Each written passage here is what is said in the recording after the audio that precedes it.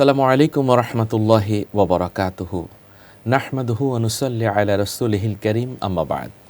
সম্মানিত দর্শক শ্রোতা, আমাদের এই স্বাধীন সোনার প্রিয় মাতৃভূমি বাংলাদেশ এবং দেশের বাইরে যে যেখানে বসে বিআরবি কেবল নিবেদিত বারাকাতুস সাহরি দেখছেন, আপনাদের সকলকে আমন্ত্রণ জানাচ্ছি আজকের আয়োজনে।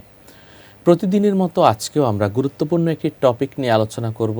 সেই বিষয়টি হচ্ছে রহমতের মাস রমজান। এ বিষয়ে আলোচনা করার জন্য স্টুডিওতে উপস্থিত হয়েছেন দেশ বরেণ্য আলিমে দ্বীন মোহতারাম মুফতি মোহাম্মদ আব্দুল হাকিম চৌধুরী। আসসালামু আলাইকুম রহমতুল্লাহ। ওয়ালাইকুম আসসালাম রহমতুল্লাহি ওয়া বারাকাতুহু। কেমন আছেন? আলহামদুলিল্লাহ শায়েখ, আমি ভালো আছি। আপনি কেমন আছেন? জি আলহামদুলিল্লাহ। মোহতারাম, আপনি জানেন আল্লাহ রসুল সাল্লাল্লাহু আলাইহি ওয়াসাল্লাম মাহে রমাদানকে তিনটি ভাগে বিভক্ত করেছেন এই একটি মাসকে। প্রথম দশক হচ্ছে রহমত, দ্বিতীয় দশক মাগফিরাত, তৃতীয় দশক হচ্ছে নাজাত। রহমত শব্দের অর্থ হচ্ছে আল্লাহ পাক রব্বুল আলমিনের পক্ষ থেকে রহম তথা দয়া। মাহে রমাদানের এই রহমতের দশকে আমরা আল্লাহর দয়া কিভাবে পাব? ধন্যবাদ বিজ্ঞ উপস্থাপক মহোদয়। প্রথম 10 দিন রহমতের মাহে রমজানুল মোবারকে আমরা আল্লাহ সুবহানাহু ওয়া তাআলার দয়া কিভাবে পাব? আল্লাহর দয়া পাওয়ার একটি উপায় হচ্ছে মাহে রমজানুল মোবারকে আল্লাহ তাআলার ইবাদতে নিজেকে নিয়োজিত রাখা, মশগুল থাকা।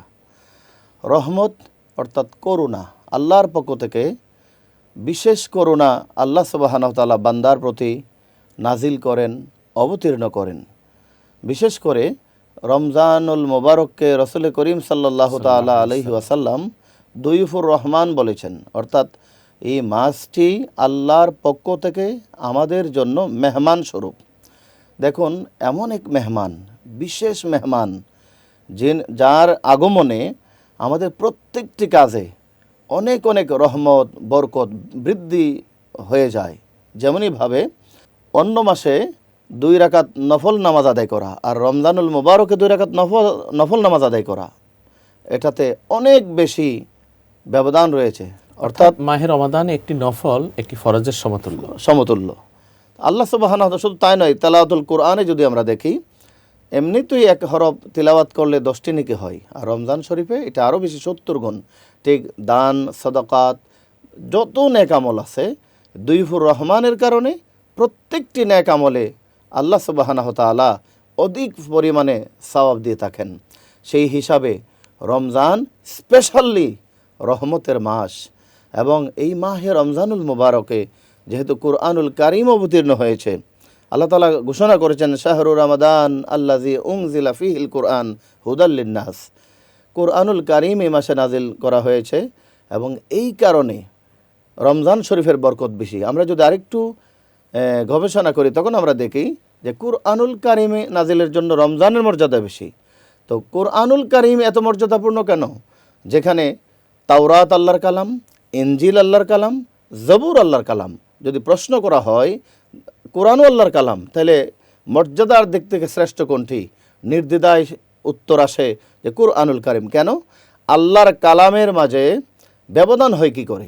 একই আল্লাহর কালাম যদি হয়, এটা আল্লাহর কালামের দিক থেকে ব্যবধান নয়, এটা হলো রাহমাতাল লিল আলামিনের উপর কুরআনুল কারীম অবতীর্ণ হয়েছে বিদায় রসুল করিম সাল্লাল্লাহু তাআলা আলাইহি ওয়াসাল্লামার দিকে খেয়াল করে কুরআনুল কারীমের এত বেশি মর্যাদা। অর্থাৎ অন্যান্য নবীদের থেকে আমাদের নবী শ্রেষ্ঠ।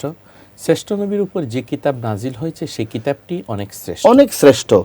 জি মোহতারাম, এই মাহে রমাদানে রহমত পাওয়ার জন্য আমাদের কিছু বিশেষ আমল করতে হয়।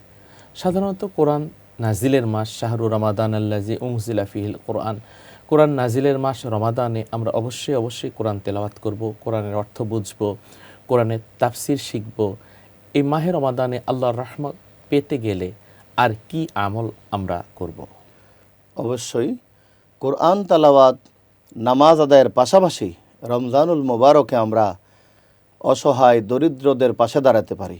দেখুন, এমনিতে সারা বছর যারা ধনী মানুষ, তারা কিন্তু ক্ষুধার যন্ত্রণাটা অতটা উপভোগ করে না, কারণ খাদ্যের অভাব নেই, পানীয়ের অভাব নেই। যখন রমজানুল মুবারক আসে, তখন ধনী গরিব সকলেই একসাথে যখন সিয়াম সাধনা করে তখন ক্ষুধার যেই অনুভূতি, তৃষ্ণার যে অনুভূতি, ধনী মানুষ সেটা বুঝতে সক্ষম হয়, তখন দরিদ্রদের প্রতি তাদের হৃদয়ে দয়ার উদ্রেক হয়, ভালোবাসা জন্মে, যে আল্লাহ সুবহানাহু তাআলা আমাদেরকে গোটা বছর নাজ নিয়ামত দ্বারা পরিপূর্ণ রাখেন।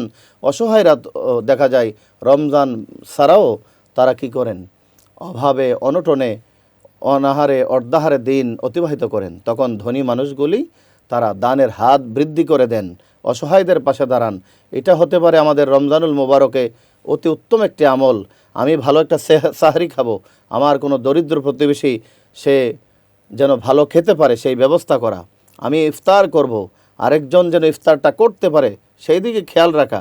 অর্থাৎ আমি নিজের ব্যাপারে যে চিন্তাটা করব, যদি সামর্থ্য থাকে অসহায়ের পাশে দাঁড়িয়ে সাদাকাতের পরিমাণ বৃদ্ধি করে, নিজেদের জাকাত আদায় করে, নিজেরা অভাবীদের অভাব পূরণ করে আল্লাহর নৈকট্য লাভ করতে পারি। জি, আলহামদুলিল্লাহ। মাহে রমাদান হচ্ছে এমন একটি মাস যে মাসে ইবাদত বন্দেগী করলে ৭০ থেকে ৭০০ গুণ পর্যন্ত সওয়াব। এই মাসে যদি কেউ জাকাত আদায় করে তার কি ৭০ থেকে ৭০০ গুণ পর্যন্ত সওয়াব হবে? ধন্যবাদ মোহতারাম।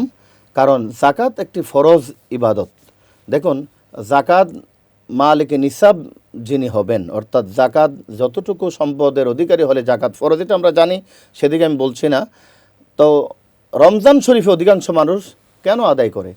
এটা একটাই আশা যে মাহে রমজানুল মোবারকে যেহেতু সকল কাজের মধ্যে বেনিফিট বেশি, সেই হেতু আমি দান সদকা ফরজ তো আদায় হবে, পাশাপাশি যেহেতু রমজানে বারাকা আছে, সেই হিসাবে বারাকা নিশ্চিত আল্লাহ সুবহানাহু তাআলা দান করবেন। কিন্তু এমনটি নয় যে একজন লোকের জাকাত আদায় করলে ৭০ জনের জাকাত আদায় হবে, বিষয়টা এরকম না। বরকতের দিক থেকে, সওয়াবের দিক থেকে, বেশি হবে। অর্থাৎ কবুলিয়তের যেই গ্রহণযোগ্যতা একটু বৃদ্ধি পেয়ে যাবে। জি, আপনি বলছিলেন যে মাহে রমাদানে দান সদকা করতে গেলে, আমল করতে গেলে আমাদেরকে অন্যের দুঃখী হতে হবে এবং তারা সেহারি এবং ইফতার খেতে পাচ্ছে কিনা সেটা আমাদেরকে দেখতে হবে এবং তাদেরকে সাহায্য সহযোগিতা করতে হবে। তাআওয়ানু আলাল বিররি ওয়াত তাকওয়া, খোদাভীতির কাজে একজন আরেকজনকে সাহায্য সহযোগিতা করা। তো আমরা দেখি মাহে রমাদানে অনেক মসজিদ নির্মাণ কাজে সবাই সবাইকে সহযোগিতা করতে বলে, অথবা মাদ্রাসা নির্মাণ কাজে সবাই সবাইকে সহযোগিতা করতে বলেন, অথবা নলকূপ নির্মাণ কাজে, নলকূপ স্থাপনের কাজে একজন একজনকে সহযোগিতা করতে বলেন, পুকুরের ঘাটলা নির্মাণ কাজে সহযোগিতা করতে বলেন। রমাদানে কি এগুলো করা উচিত হবে? অবশ্যই, কারণ ভালো কাজ যে কোনো সময় করা যায়। আর যেহেতু রমজানুল মোবারকে যেহেতু সওয়াবের নিয়তে মানুষকে উদ্বুদ্ধ করা যায়, যে এখন মাহে রমজান, আপনি ইচ্ছা করলে জনকল্যাণমূলক কাজ করতে পারেন, সদকায়ে জারিয়া করতে পারেন, মসজিদ মাদ্রাসা নির্মাণে অর্থ ব্যয় করতে পারেন, সেহেতু এই কাজটা অত্যন্ত ফলপ্রসূ হবে। কারণ যদি জনকল্যাণমূলক কাজগুলি রমজান শরীফে আদায় করে নেওয়া যায়, এই জন্যে যেহেতু আল্লাহ সুবহানাহু নির্দেশনা রয়েছে ভালো কাজে তোমরা একে অপরকে সহযোগিতা করো, উৎসাহ যোগাও, এই জন্য রমজান শরীফে আমরা করতে পারি, অন্যান্য সময়েও করতে পারি। কিন্তু রমজানে যেহেতু মানুষের আবেগ থাকে হৃদয়ে, ভালোবাসা, আল্লাহ যেমন বান্দার প্রতি সদয় হন, বান্দাও কিন্তু দেখুন অন্যান্য মাসে ইশার নামাজ 4 রাকাত মাত্র জামাতে পড়ি, মুসল্লি কম হয়, কিন্তু মাহে রমজানুল মোবারকে 4 রাকাতের পর 20 রাকাত তারাবির নামাজ আদায় করি, সেইখানে মানুষ অনেক বেশি হয়। এর অর্থ হচ্ছে বান্দাও কিন্তু বুঝতে সক্ষম হয়েছে যে আল্লাহ সুবহানাহু ওয়া তাআলা এই রহমতের মাস মাহে রমজানুল মোবারকে অধিক পরিমাণে বান্দাকে নৈকট্যে ডাকেন এবং নৈকট্য দান করে থাকেন। আপনি যেটা বলছিলেন যে বিভিন্ন জনকল্যাণমূলক রাস্তা নির্মাণ, পুকুর নির্মাণ, নলকূপ নির্মাণ ইত্যাদি করা যেতে পারে, কারণ মঙ্গলজনক কাজ যে কোনো সময় করা যায়। আরেকটা বিষয় আপনাকে বলি, দেখুন রমজানের মূল উদ্দেশ্যটা কি আসলে? আল্লাহ সুবহানাহু ওয়া তাআলা কিন্তু বলেছেন লাআল্লাকুম তাত্তাকুন, আমি আয়াতের শেষ অংশটা বললাম, যেন তোমরা ক্ষুধাভীরু হতে পারো, মুত্তাকি হতে পারো। এই ক্ষুধাভীরুটা আসলে কি? তাকওয়াটা আসলে কি? তাকওয়ার সম্পর্কটা সম্পূর্ণ কালবের সাথে, হৃদয়ের সাথে। আপনার আত্মায় যদি আল্লাহর ভয় চলে আসে, আত্মাটা যদি আল্লাহওয়ালা হয়, আত্মাটা যদি আল্লাহমুখী হয়, আত্মাটা যদি লিওয়াজহিল্লা কাজ করতে আগ্রহী হয়, তাহলে রোজার সার্থকতা। এই জন্যে রহমতের মাসে আমিও আল্লাহর রহমত যেমন আশা করি, ঠিক আমি আল্লাহর সৃষ্টির প্রতি দয়া পরবশ হয়ে যাব, অর্থাৎ আমার হৃদয়টাও যেন রহমতে পরিপূর্ণ হয়ে যায়, সেই দিকেও রোজাদারকে খেয়াল রাখতে হবে। এবং আল্লাহ রসুল সাল্লাহ আলাইহি বলেছেন, সে প্রকৃত মুমিন নয় যার হাত এবং জবান থেকে অন্য মুসলমান নিরাপদ নয়। অন্য হাদিস শরীফে এসেছে, সে প্রকৃত মুমিন মুসলমান নয় যার কাছে প্রতিবেশী নিরাপদ নয়। এই যে নিরাপত্তার একটা বিধান রয়েছে, অন্যকে ভালো রাখা, অন্যকে সুখে রাখা, এ সম্পর্কে বলুন। জি, রাসূল করিম সাল্লাল্লাহু তাআলা আলাইহি ওয়াসাল্লামের হাদিস আপনি বলে দিয়েছেন, আল মুসলিমু মান সালিম আল মুসলিমুনা মিন লিসানি ওয়া ইয়াদিহি, অর্থাৎ জবান এবং হাত থেকে যেন নিরাপদ থাকে। দেখুন, জবানের নিরাপত্তা কেমন? শুধুমাত্র আরেকজনকে বকা দেওয়া কিংবা গালমন্দ করার দ্বারাই মানুষকে কষ্ট দেয় না। এই জবান দিয়ে মিথ্যা সাক্ষ্য প্রদান করা, এই জবান দিয়ে কারো ক্ষতি হোক এমন যেই কোনো বাক্য উচ্চারণ করা, সেটার মধ্যে গণ্য হয়। এবং হাত, দেখুন, হাত দিয়ে শুধু আমরা আরেকজনকে লাঠি দ্বারা আঘাত করলাম, সেটা শুধু সীমিত নয়। আপনি উচ্চপদস্থ কর্মকর্তা, আপনার কলম দিয়ে, কলমের একটি স্বাক্ষরের কারণে আরেকজনের ক্ষতি হয়ে গেল। আপনার ইশারায়, একটি মিথ্যা বক্তব্যে, মিথ্যা লিখনিতে আরেক মানুষের ক্ষতি সাধন হয়ে গেল। সেখানে কিন্তু ওই হাদিসের মধ্যে আপনি পড়ে যাবেন। অর্থাৎ প্রকৃত মুসলমানই হতে পারবে না যদি তার হাত থেকে অন্য মুসলমান নিরাপদ না থাকে, অন্য মানুষ নিরাপদ না থাকে। সুতরাং মাহের অন্য মাসে তো এটা হারাম মানুষের ক্ষতি করা, রমজান শরীফও এটা আরও অধিক হারাম। কেননা রাসূল করিম সাল্লাল্লাহু আলাইহি ওয়াসাল্লাম বলেছেন যে শুধুমাত্র পানাহার ছেড়ে দেওয়া আল্লাহর কোনো প্রয়োজন নাই, কোনো প্রয়োজন নাই। কারণ সারা পৃথিবীর মানুষ যদি না খেয়ে থাকে, আল্লাহর ধনভাণ্ডার উপরে পড়বে না। আবার সবাই যদি খাওয়া দাওয়া করে, আল্লাহর ভাণ্ডারে কমতিও হবে না। অর্থাৎ আমরা যে না খেয়ে থাকি, এতে আল্লাহর বেনিফিট, খাবার বেঁচে যাবে এরকম বিষয় নয়। অথবা আমরা যদি রোজা না রাখি, এতে আল্লাহর খাদ্য ভাণ্ডারে ঘাটতি আসবে, এটাও কিন্তু বিষয় নয়। বিষয়টা হচ্ছে যে আমরা আল্লাহ তাআলার আনুগত্য, ফরমাবরদারি, গোলামি করছে কিনা, আল্লাহর নির্দেশনা পালন করছে কিনা। আল্লাহ সুবহানাহু ওয়া তাআলা আমাদেরকে যেই উপবাস সাময়িক সময়ের জন্য, দেখুন আমরা সাহারি গ্রহণ করছি, আবার ইফতারও খাচ্ছি, অর্থাৎ ভোরবেলা একটা খাবার হয়ে যাচ্ছে, সন্ধ্যার একটা হচ্ছে। আপনি চিন্তা করলে দেখবেন দুপুরবেলা, অর্থাৎ যেটাকে আমরা দুপুরের খাবার বা লাঞ্চ বলি, এটা থেকে হয়তো আমরা বিরত থাকি। শুধুমাত্র খাবার যদি উদ্দেশ্য হতো, শরীয়তের মাসালা এমন, আপনি নিশ্চয়ই জানেন যে একজন মানুষ ভুলক্রমে পেট পুরে খেয়ে নিল, তার খেয়াল ছিল না সে রোজা। খাওয়ার পরে একজন বলল, আপনি রোজা রাখেন নাই? বলে, হ্যাঁ আমি তো রোজা, কিন্তু আমার মনে নাই। এখন মাসালা কি হবে? তার ব্যাপারে ফাইসালা, তার রোজা হয়ে যাবে। তাইলে পেট ফুরে খাইলো, রোজা হয়ে গেল। আরেকটা লোক ধরেন অনিচ্ছাকৃত যদি খায়, তাহলে তার রোজা হবে। রোজা অনিচ্ছাকৃত, ভুলক্রমে রোজা হবে না। কিন্তু আরেকজন লোক সারাদিন খায় নাই, সাহারি থেকে ইফতার পর্যন্ত খাওয়া দাওয়া করে নাই, কিন্তু সে রোজার নিয়ত করে নাই, কখনো সে রোজা রাখে না, কিন্তু সে আজকে সে খায় নাই, কিন্তু তার কিন্তু রোজা হবে না। কারণ রোজার জন্যে নিয়তটাও কিন্তু আবশ্যক। সেই জন্য আমি এটাই বোঝাতে চাচ্ছি সম্মানিত দর্শক শ্রোতাদেরকে বিজয় টিভির মাধ্যমে, যে রোজাটার মেন টপিকসটা হচ্ছে আল্লাহ তাআলা চান যে তাকওয়া অর্জন করুক বান্দা, অর্থাৎ আল্লাহর গুণে গুণান্বিত হওয়ার জন্য। আল্লাহ খান না, পানি পান করেন না, আল্লাহ চান তার বান্দারা যেন সে গুণে গুণান্বিত অর্জন করে। সম্মানিত দর্শক, সময় হলো একটি বিরতিতে যাবার। আমরা বিরতিতে যাচ্ছি, আপনারা আমাদের সাথেই থাকুন।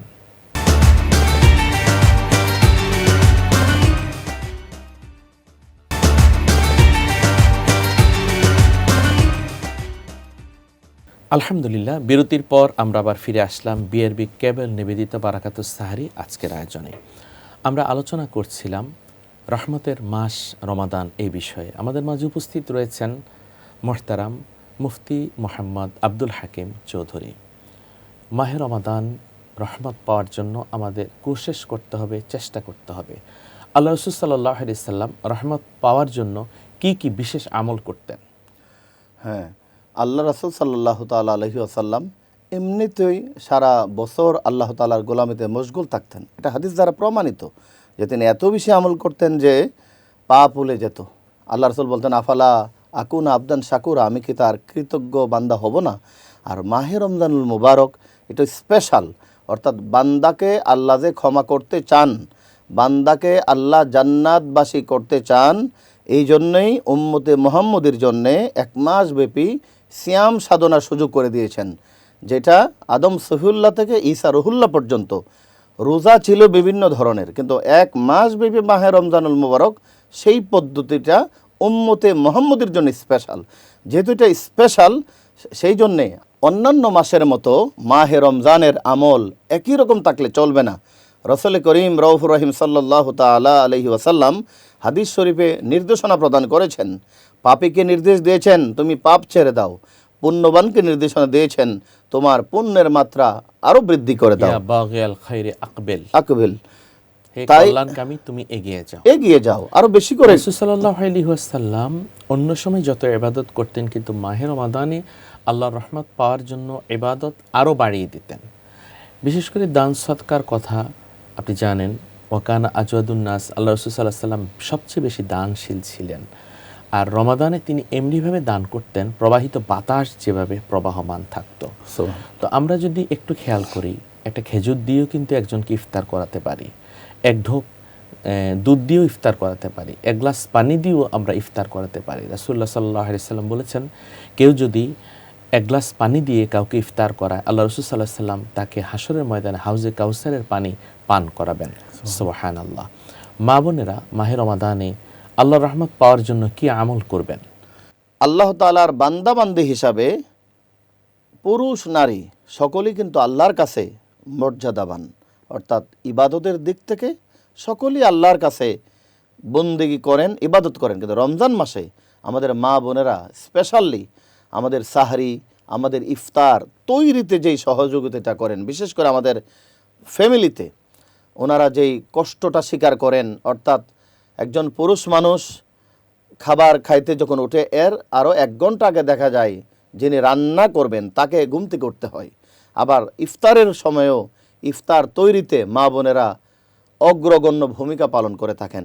সেই হিসাবে এতেও করে ওনার একটা অবশ্যই আল্লাহর পক্ষ থেকে বিশেষ প্রতিদান প্রাপ্ত হবেন। পাশাপাশি মাহে রমজানুল মুবারকে শিশুদের যে লালন পালন, স্বামীর যে খেদমত, সংসারের অন্যান্য কাজের যেই আঞ্জাম দেওয়া, একটা সংসার সামলানো এটা তো অনেক কঠিন কাজ, অনেক কঠিন বিষয়।